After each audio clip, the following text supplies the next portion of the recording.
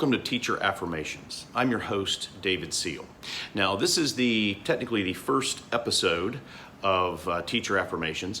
I began this as a podcast in 2019 and subsequently turned it into a book in 2020. You can tell how great my marketing skills are by me releasing a book in a pandemic.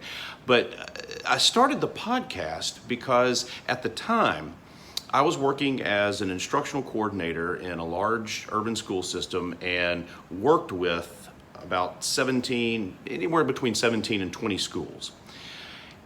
And what I started to notice really disturbed me. And that was an alarming number of teachers who were wanting to leave the profession, not just leave that particular school or that particular, district, but the profession.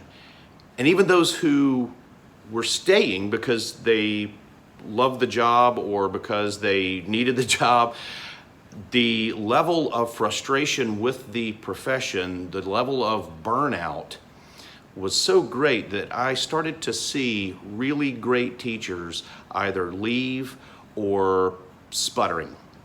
And so I created the Teacher Affirmations podcast to provide some validation. We're in a profession that we don't do it for the pay. We don't do it for the accolades. We don't do it for the trophies or the ticker tape parade. I'm still waiting for mine. I've been doing this 28 years and nobody's planned my parade yet. It would be an incredibly short one, by the way. We do it because it's something we were called to do. And even though sometimes we have to sometimes rediscover our why, we know that we are doing this because we want to serve.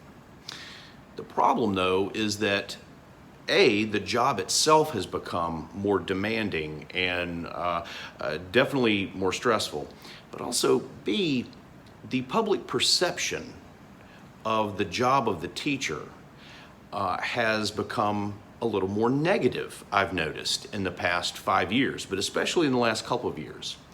That old hackneyed mantra, those who can't do, teach, seems to still exist with some people. It's archaic, but and it's amazing to me because teaching is the only profession in America that, first of all, every American experiences.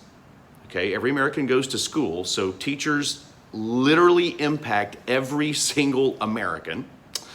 But also, it's the one job that's necessary for people to have other jobs. You have to go to school and get a high school diploma to get this job or that job, or you have to go to school in order to go to another school that helps you learn this particular profession, and you have to have that degree. But before anything, you go to kindergarten, and then first, and then second, and there are teachers all along the way who impact you so that you can get where you need to go. And yet, educators seem to be treated with a certain level of, I don't want to say contempt, because I don't think that's fair to the American populace as a whole, but certainly with some negativity. And almost all of it comes from people who have never actually experienced the profession, except that they once went to school. They like to pretend like they know what goes on in a classroom and how a school is run, even though they've never actually done it. And so I wanted to create some affirmations for teachers, to let all educators know you're vital. We need you. And you are appreciated, even if you don't feel it every day.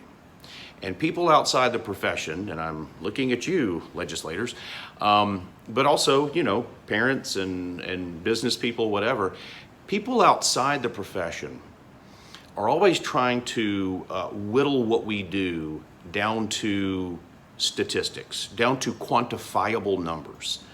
They look at budgets, and they look at test scores, and they look at teacher-student ratios and state teaching units, and those things that you can reduce to a nice, neat number.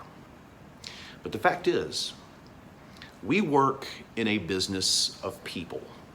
We work with individuals It's not as simple as a test score. We know that.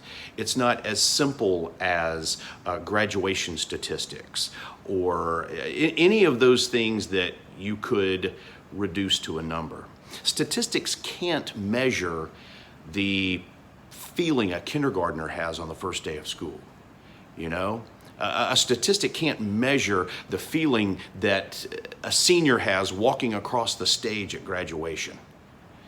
Or the look of anticipation that a child has in learning something, in experiencing something new, the joy they feel when accomplishing something that they've just learned, the feeling they get when they go to music, when they go to art, when they go to theater. All of those things that are a part of school, all of those things that are a part of growing and learning and becoming. The essence of those things are qualitative. They can't be put into a neat little box or into a spreadsheet. And we know that. And a lot of times we just have to tune out the noise and just know that what we do truly is the world's most important job. The thing is, though, like any job, there can be some burnout and some feelings of doubt and some feelings of frustration. So I created the podcast, and subsequently I have now created this YouTube channel and these videos to continue to communicate to all educators that what you do is not just essential, but it's something that has more impact than people will ever know. And we need every single one of you. There's a teacher shortage right now, and statistics show that a growing percentage of teachers who enter the profession leave the profession, not just leave their first job, but leave the profession within 5 years of graduating college. And we've got to turn that around, and I know there are things that are out of our control, but the things that are in our control, how we feel about ourselves, how we value ourselves, and the purpose of what we do is something that we can strengthen. And that's what I hope that I can provide with Teacher Affirmations. So make sure you stay tuned, and I'm going to try to keep them between 5 and 10 minutes, something that you can watch, and each time it'll be either some new ways of appreciating what you do, ways of relieving some stress, of taking care of yourself, and of becoming even better at what you do. And I just, like I said, my heart hurts that so many people don't love what they do in the classroom because of, the reasons could fill books and 10 million TED Talks. And each person's perspective is unique, and all frustration is relative. But if I can even, reach a handful of folks who are able to say, you know what, he's right, let me focus on the good that I'm doing and drown out all of the nonsense, to rise above the riffraff. So continue to stay tuned to Teacher Affirmations, and just remember, you do the world's most important work. You have the world's most important job, literally, and I mean that. Thanks a lot for watching.